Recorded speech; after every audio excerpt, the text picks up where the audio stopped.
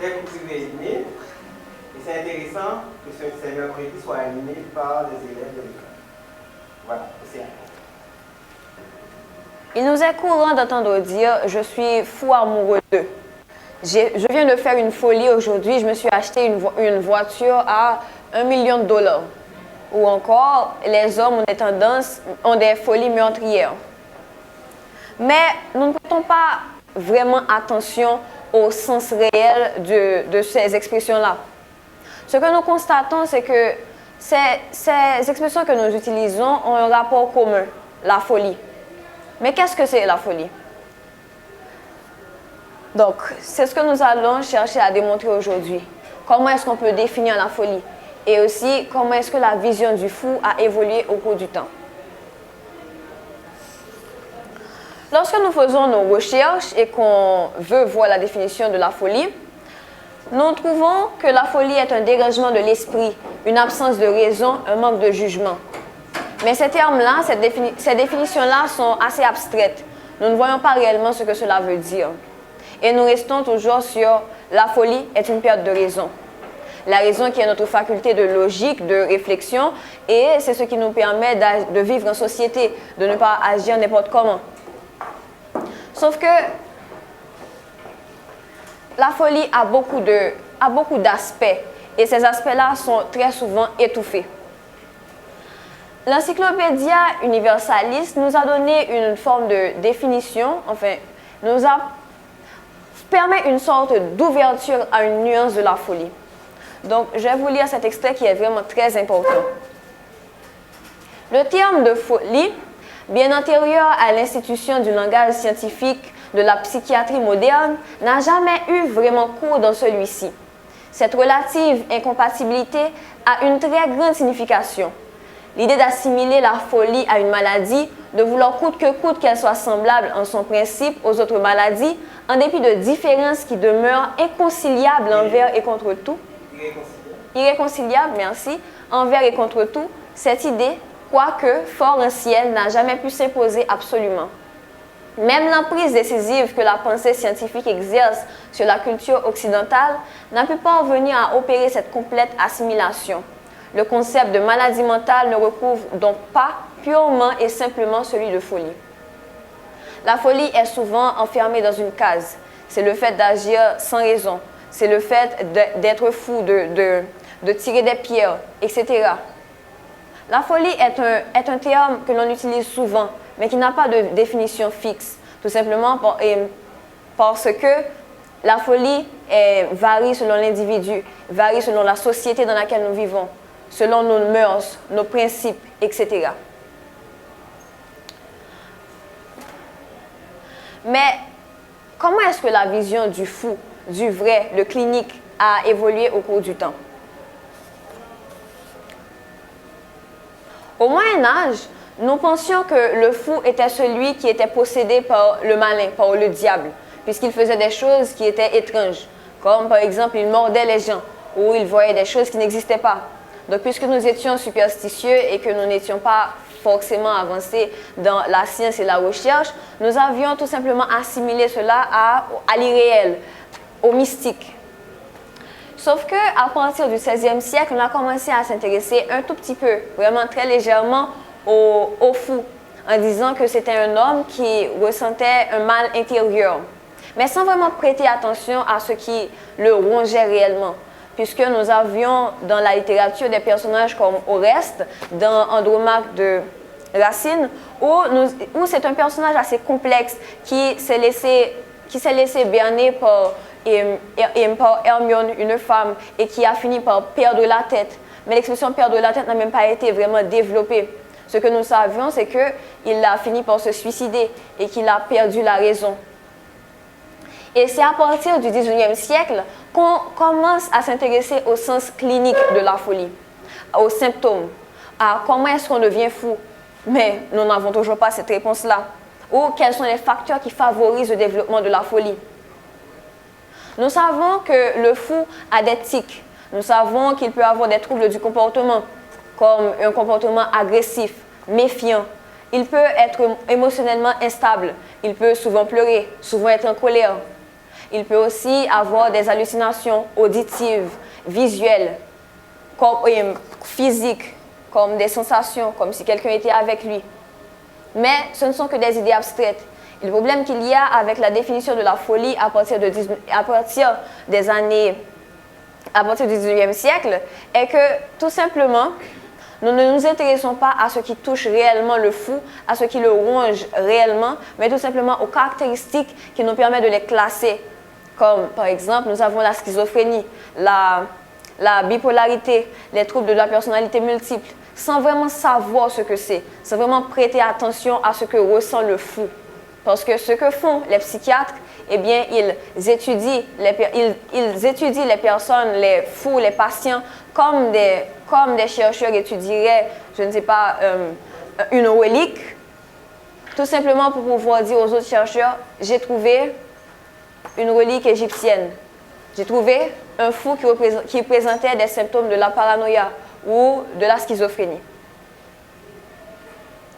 Alors, ce que nous allons faire, c'est que nous allons découvrir la folie avec des auteurs et des peintres.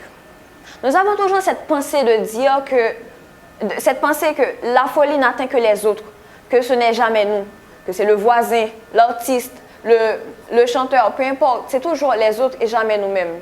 Alors que nous avons tous expérimenté la folie. Parce que la dépression, par exemple, est une forme de folie. Nous allons voir ici Spleen 4 de Charles Baudelaire, extrait de son recueil Les fleurs du mal, où l'auteur nous décrit son ascension vers le spleen, qui est la dépression, la mélancolie, la tristesse, et comment est-ce que le fonctionnement du spleen peut le mettre en cage et tout simplement le faire glisser vers la folie. Le terme folie de manière médicale, il pourrait devenir le fou que l'on enferme, le fou allié. Donc, quand on voit le texte Spleen 4, nous savons que le spleen agit comme un couvercle. Quand le ciel basé lourd pèse comme un couvercle. Ce n'est pas vraiment le ciel est abstrait. En fait, le spleen agit en nous enfermant, en nous emprisonnant pour que nous n'ayons aucun espace, que nous n'ayons aucun échappatoire. Nous devenons fous parce qu'il a utilisé le terme et qu'un peuple muet des femmes araignées pour faire référence au fait, lorsqu'on utilise le terme avoir une araignée au plafond, qui veut dire qu'on est fou. L'auteur nous montre qu'une folie ne vient pas forcément seule, elle peut être multiple et elle nous accapare, nous empêche de réfléchir, de vivre bien. Et cet auteur-là nous présente l'une des formes de la dépression. Parce que oui, la dépression est une forme de folie. Ensuite, nous avons des peintres qui ont expérimenté la folie, qui ont même été internés.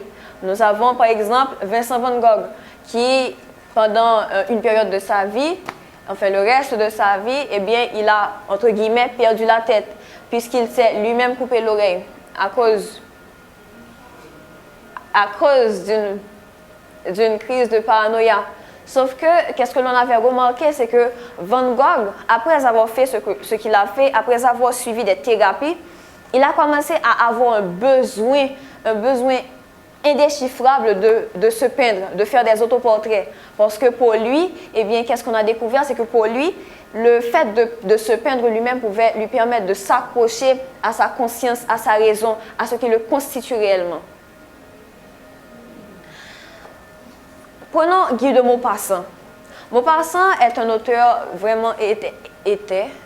un auteur très connu à la fin du 19e et au début du 20e siècle. Il a abordé divers sujets. Mais il a été l'un des premiers à avoir parlé de la schizophrénie en tant que telle dans son œuvre Le Horla. Bien sûr, on ne nous dit pas clairement qu'ici on parle de schizophrénie, mais le personnage principal est sujet à des hallucinations, non pas visuelles, mais auditives et sensorielles, tellement qu'à la fin de l'œuvre, le narrateur finit par brûler son manoir parce qu'il croyait être capable de tuer le Horla qui était en fait un esprit. Mais avant de se dire tout simplement que pour pouvoir se débarrasser du Horla, il fallait qu'il se suicide.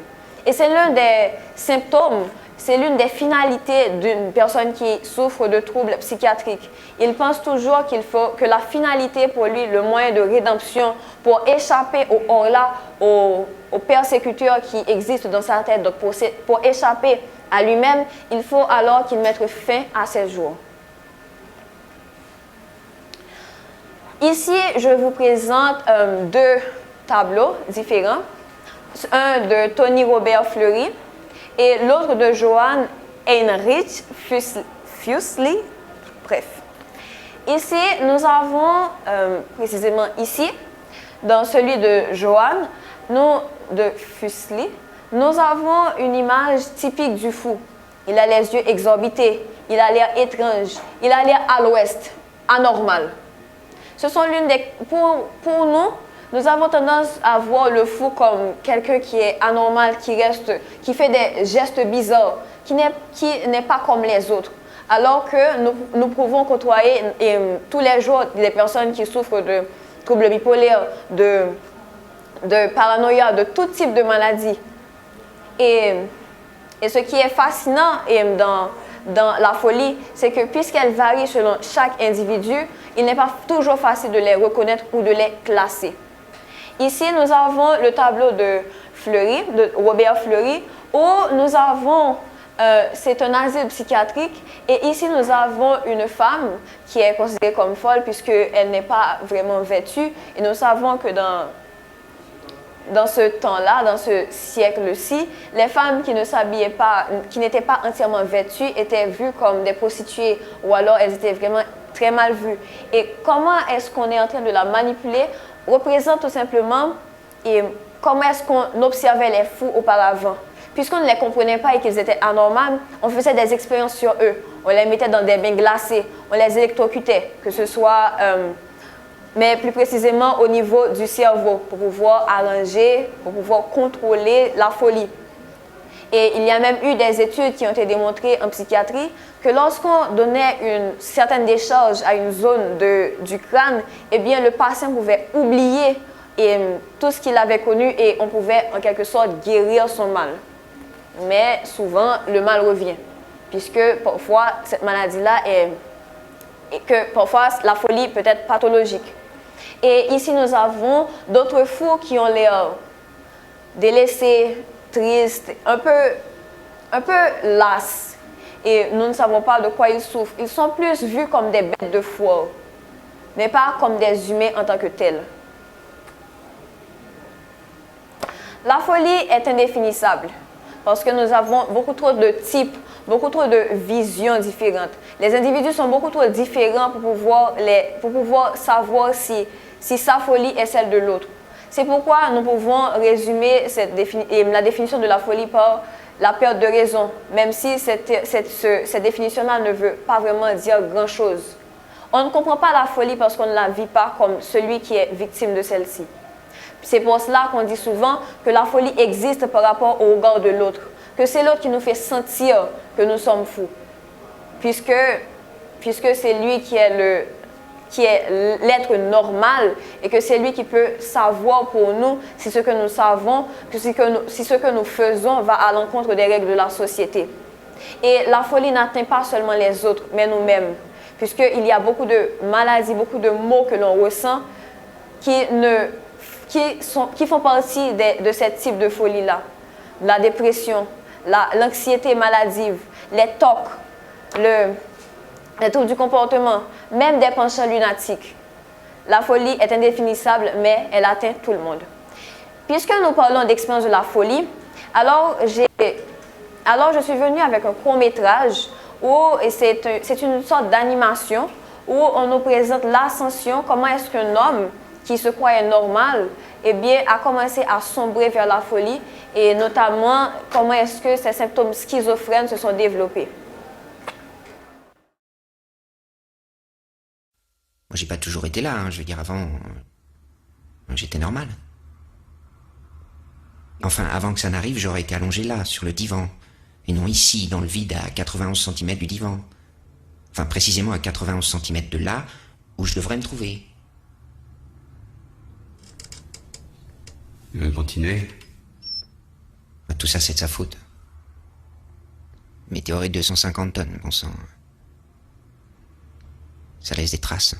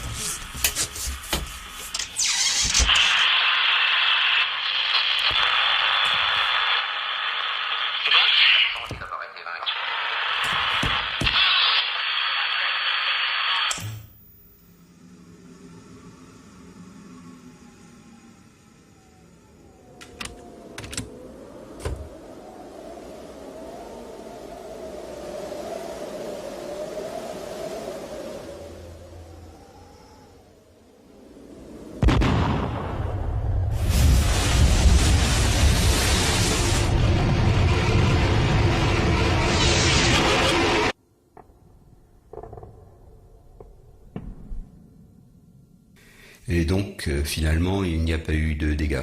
C'est bien ça? Pas eu de dégâts? Comment ça? Ah, c'est vrai. Seulement une antenne sur l'immeuble, en face de chez moi. Et moi? Et moi?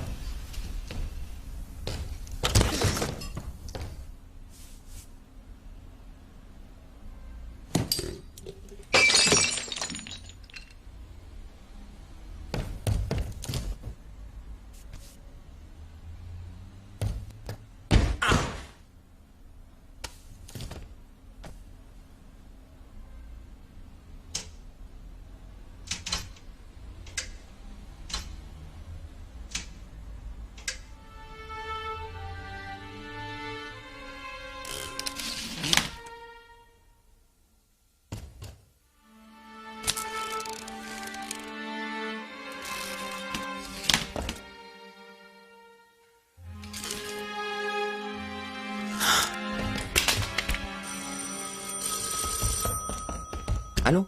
Ah. 91 centimètres. Je suis exactement à 91 centimètres de moi.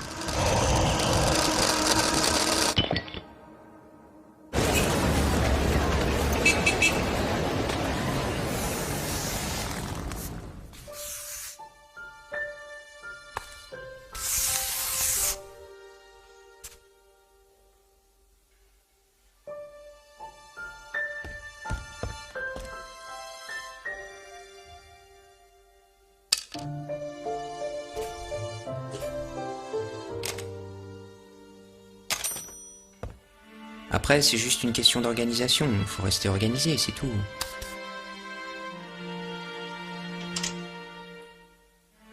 Chez moi, je m'en sors à peu près. Ça va. Ça se passe plutôt bien.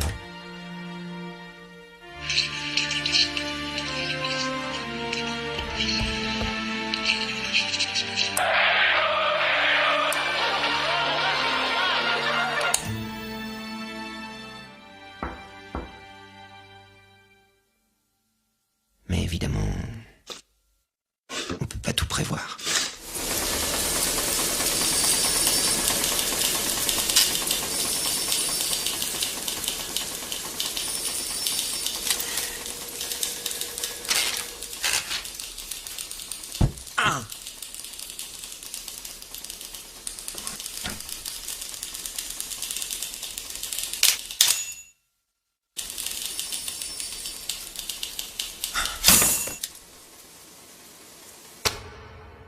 Si ça continue, je vais me faire virer.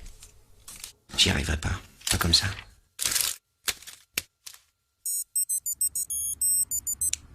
Bien. La prochaine fois, nous reparlerons de l'astéroïde. Météorite, pas astéroïde. Ça n'a rien à voir. Non, c'est pourtant pas compliqué. Un astéroïde, c'est lorsque... Un astéroïde, c'est quand la... ça n'a rien à voir. C'est une météorite qui m'est tombée dessus, rien d'autre. Et tout ce que je veux maintenant, c'est retourner à ma place. Visiblement, vous ne pouvez rien faire pour moi.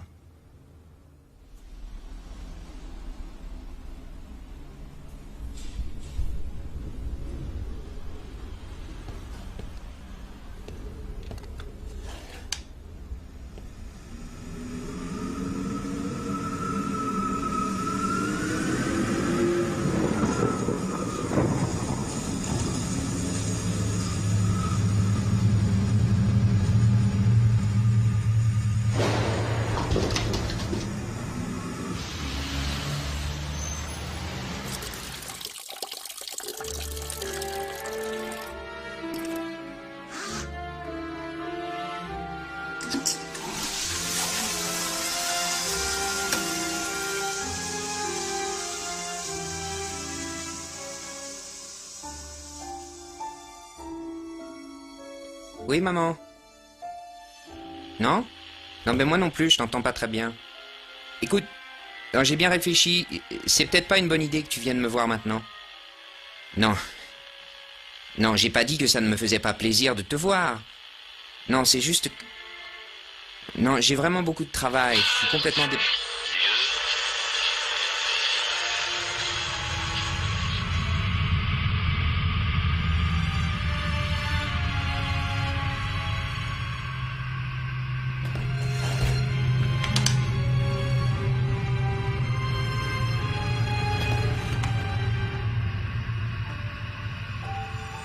Où tu vas, toi? Tu crois pas que je vais te laisser filer?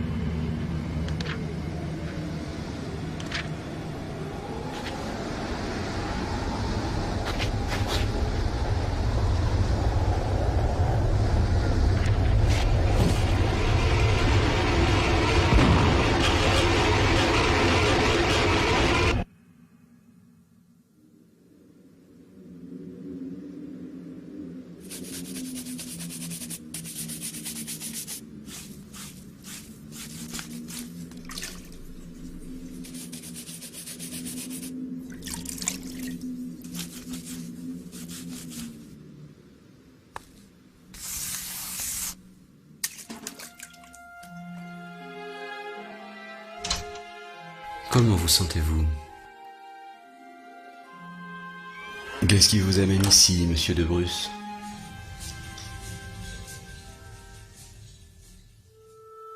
Ah, je vois, oui, effectivement. Donc finalement, il n'y a pas eu de dégâts, c'est ça. Combien de centimètres, dites-vous? Combien de centimètres, dites-vous? Bien. La prochaine fois, nous reparlerons de l'astéroïde.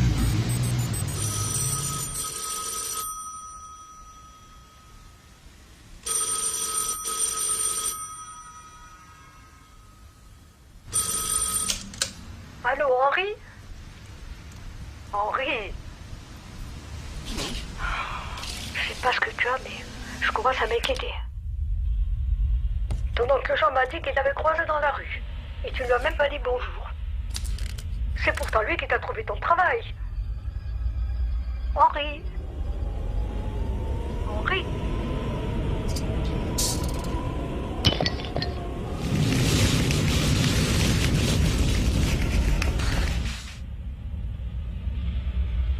Paraît que ça frappe une personne sur 100. Une personne comme ça, au hasard. C'est tout ce qu'on m'a dit.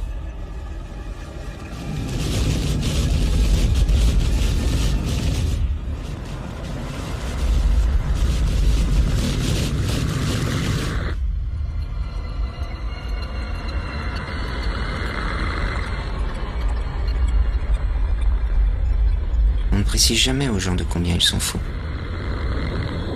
On dit juste qu'ils ont perdu la boussole, qu'ils sont à côté de la plaque. Paumés, quoi.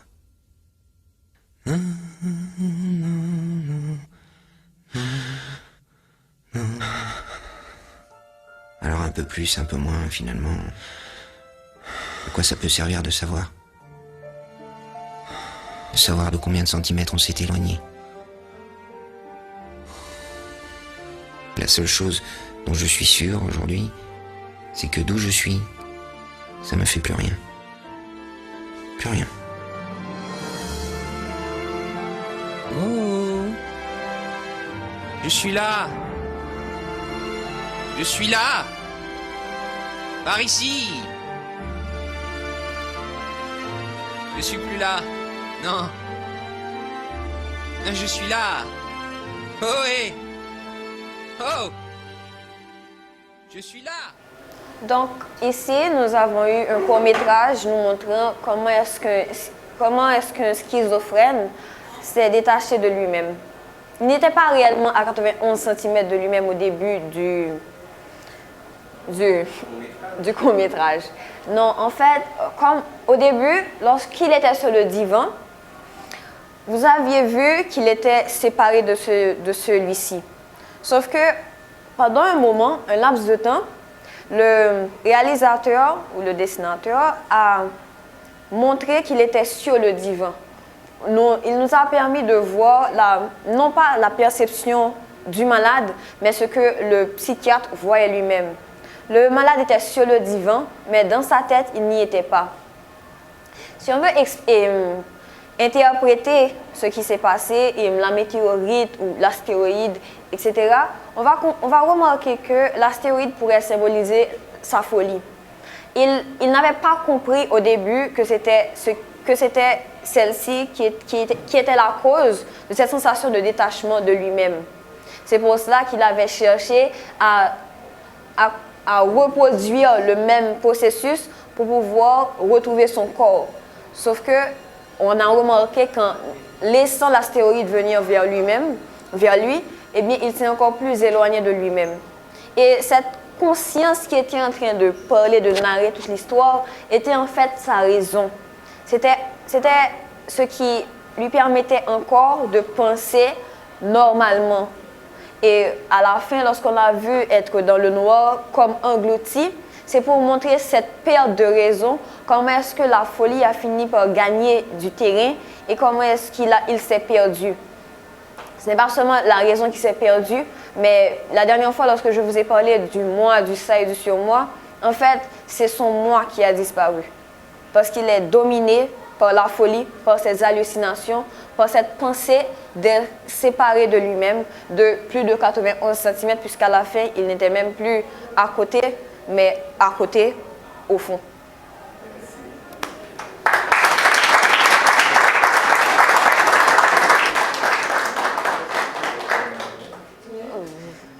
Alors voilà, une présentation impressionnante sur la folie. Donc, vous avez vos questions maintenant? Voilà, il y a Cédric. Comment la bipolarité se rapproche à la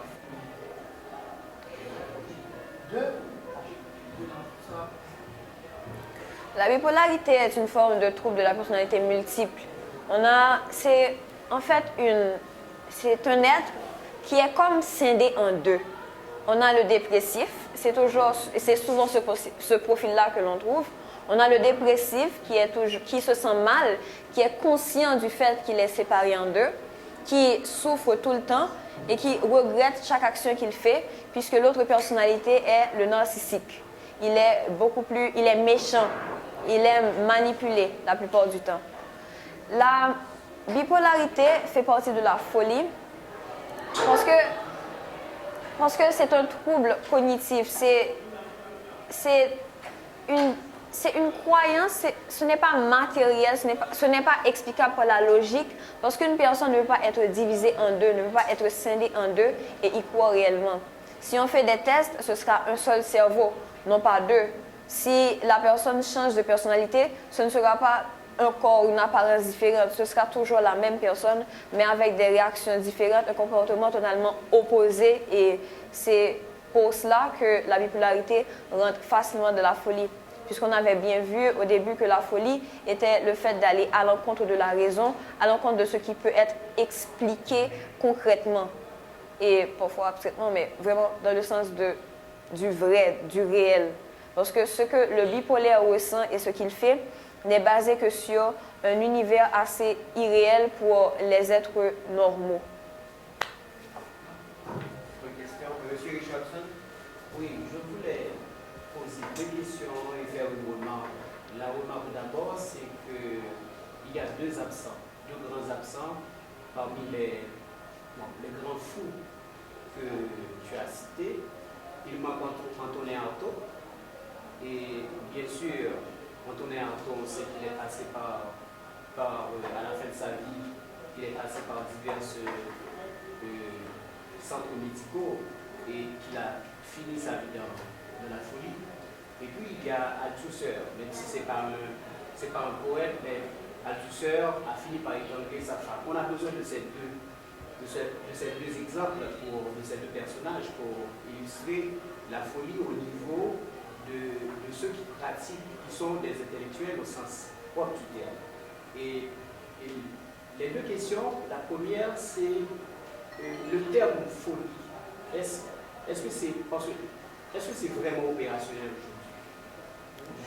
J'ai comme l'impression que les professionnels de la santé n'utilisent plus ce concept. Ça c'est une question. J'écoute la seconde et puis...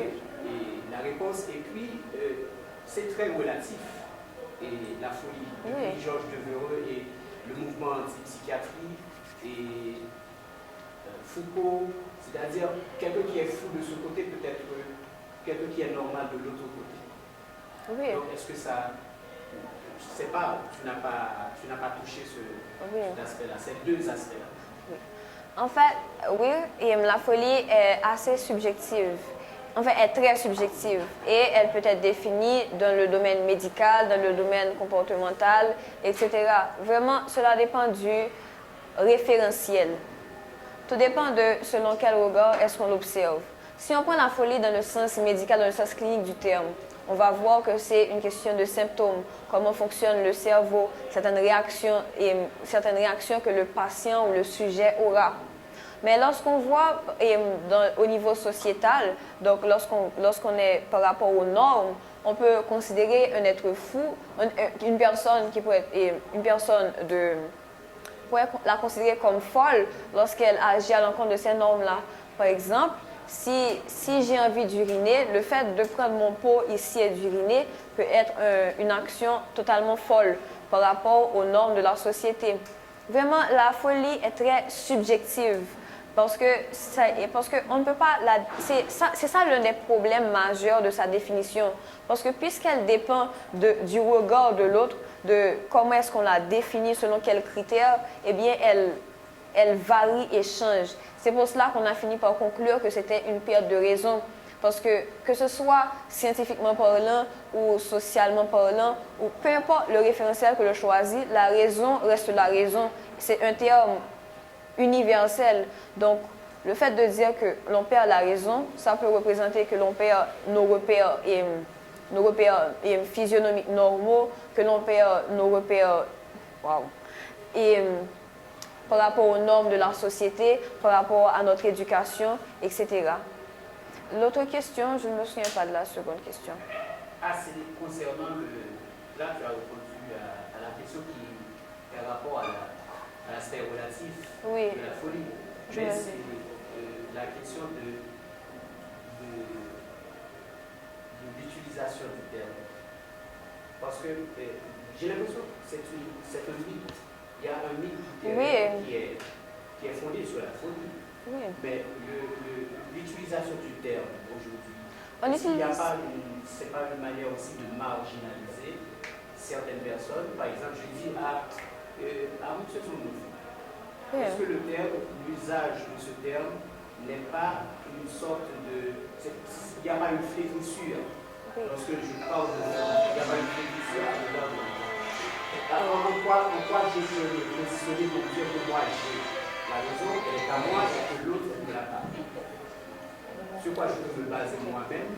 Quels sont mes référents? Est-ce que ce sont seulement des référents sociaux ou des référents qui sont universels où je peux me positionner pour dire c'est moi qui j'ai la raison, c'est moi qui ai la raison, mais l'autre, il ne l'a pas. La folie est un terme très abstrait. Et puis, la raison, je peux l'avoir. Est-ce que je peux l'avoir ou bien c'est la raison qui me possède? Est-ce que j'ai la raison? Quand est-ce que je la perds? Comment je la perds? D'accord. Quand je la perds, comment je la retrouve? Est-ce que c'est une chose, c'est un comportement? C'est quoi ça? D'accord. J'ai essayé de me souvenir de toutes les questions. La folie, c'est un terme très abstrait.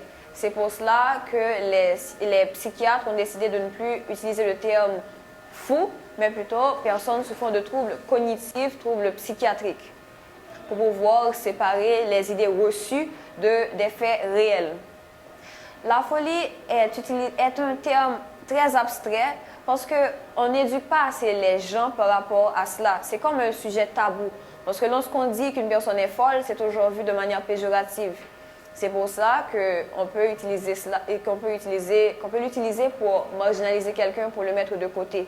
On l'avait bien vu dans le tableau de Robert Fleury, où on montrait la femme qui était assez dénudée et que l'on manipulait comme une chose.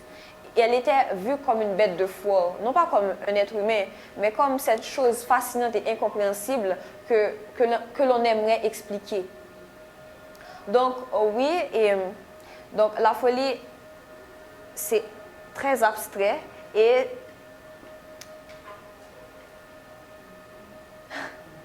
oui, donc oui, la folie, c'est très abstrait et on ne peut pas l'utiliser, on ne peut pas l'utiliser comme terme vraiment concret et c'est souvent très mal compris. L'autre question par rapport à la raison. On ne perd pas la raison, parce que puisqu'on a bien compris que la folie était une question de subjectivité du regard que l'on pose. Donc la raison aussi est assez subjective. Parce que si je vis dans une société où l'on fait que tuer les autres, les personnes qui nous énervent par exemple, le fait de ne pas le faire, eh bien, on pourrait me considérer comme folle. Alors que si je vais dans une société inverse, le fait de tuer pourrait me rendre folle. Parce que la raison, elle est dépendante de la société dans laquelle on vit, de nos fonctionnements naturels, de nos instincts aussi. La raison n'est pas une idée reçue, mais c'est une matérialisation de ce que l'on croit être bien, de ce que l'on croit être normal par rapport à une majorité, par rapport à un certain nombre de personnes qui s'est dit, d'accord, alors prendre ce papier est normal, mais déchirer ce papier et l'envoyer à la figure de quelqu'un, ça, c'est pas normal. Et puisqu'on dit que ce n'est pas normal, alors le fait de poser cette action-là nous rend fous. Parce qu'on va à l'encontre de ce qui est normal, à l'encontre de ce qui est raisonnable. Autre question? Greg? Par exemple, dans la folie de l'or, si par exemple... Dans quoi?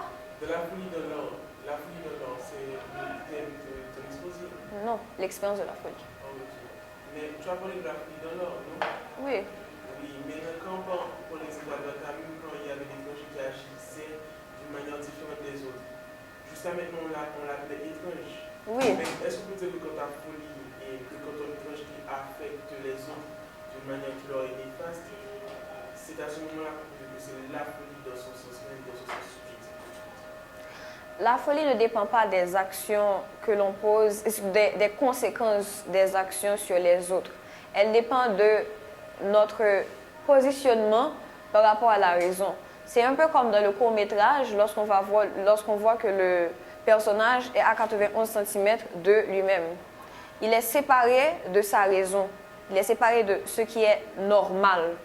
Bien, c'est le même concept. La folie n'est pas si je tue ou si je blesse quelqu'un. Non, c'est par rapport à mon comportement. C'est par rapport à si je pose une action anormale. L'étranger d'Albert Camus, Meursault, peut être considéré comme fou, puisqu'il ne présente pas les caractères normaux que l'on croit être nécessaires. Puisqu'il est antipathique, distant, un peu bizarre, entre guillemets, on peut dire qu'il est fou parce qu'il présente certains critères de la psychopathie au vu du fait que puisqu'il avait tué l'arabe, il n'avait rien ressenti. Et ce qui l'inquiétait, c'était le soleil qui lui brûlait la rétine. Donc, pour répondre à ta question, la folie ne s'arrête. On ne dit pas qu'une personne est folle selon les conséquences de son action, mais selon ses actions, ses réactions, comment est-ce qu'elle est par rapport à la raison et comment est-ce qu'elle est distante par rapport à ce qui est normal. Est-ce que j'ai répondu à ta question? Ok. Oui. Dans le court-métrage animé, Oui. alors, le patient, est-ce que c'est une vraie maladie ou c'est juste une maladie fictive? Pardon? Le personnage principal, la maladie dans laquelle il souffrait, est-ce que c'était une maladie qui existe vraiment ou c'est seulement... Oui, c'est une vraie maladie, c'est la schizophrénie. Ça varie selon l'individu, mais on peut traduire cela par un trouble auditif, visuel et sensoriel. Et cette maladie-là est suivie ou bien accompagnée par de la paranoïa, ou aussi cela peut arriver qu'ils n'aiment pas se laver parce qu'ils sont méfiants, vraiment extrêmement méfiants. Ils entendent n'importe quoi, ils ressentent des choses qui n'existent pas. Donc, ce court-métrage-là nous montrait comment est-ce qu'un schizophrène pouvait se sentir par rapport aux autres. Le psychiatre ne le comprend pas. Il ne peut pas demander de l'aide à sa famille puisqu'il sait qu'il est bizarre. Il essaie d'agir normalement au bureau pour ne pas être renvoyé parce que pendant qu'il est en train de sombrer, pendant que le schizophrène est en train de se faire dévorer par sa folie, par sa maladie, il a conscience de ce qu'il perd. Et je pense que c'est l'une des choses les plus horribles, le fait de ne pas contrôler ce que l'on perd, de voir qu'on le perd, mais qu'on est toujours en train de glisser, de sombrer, de s'éloigner de nous-mêmes. Pardon? Oui, l'impuissance.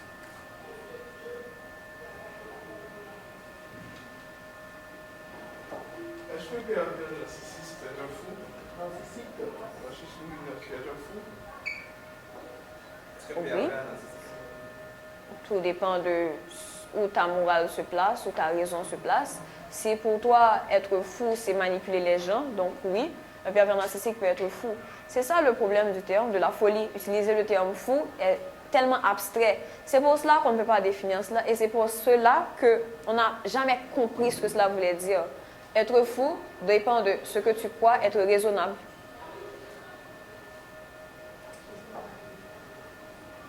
J'ai besoin de...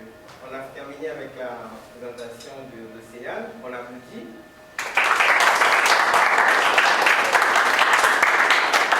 Alors, on applaudit Océane et j'invite, au lieu de faire la conclusion de ce qu'on a appris ce matin, j'invite un de ses camarades de classe à conclure l'intervention. Raphaël.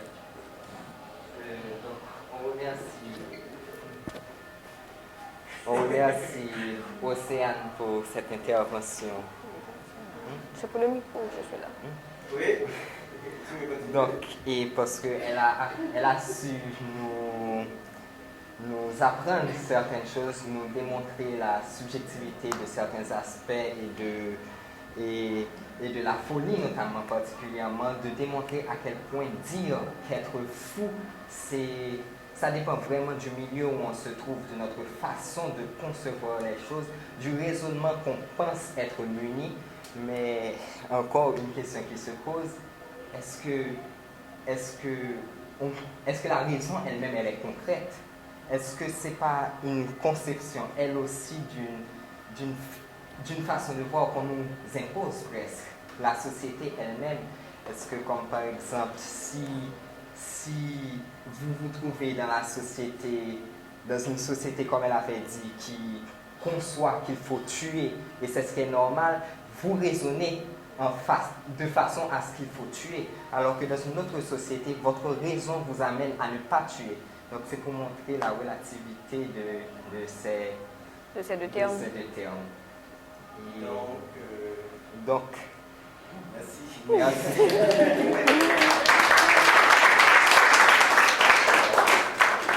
Ok. À mercredi prochain.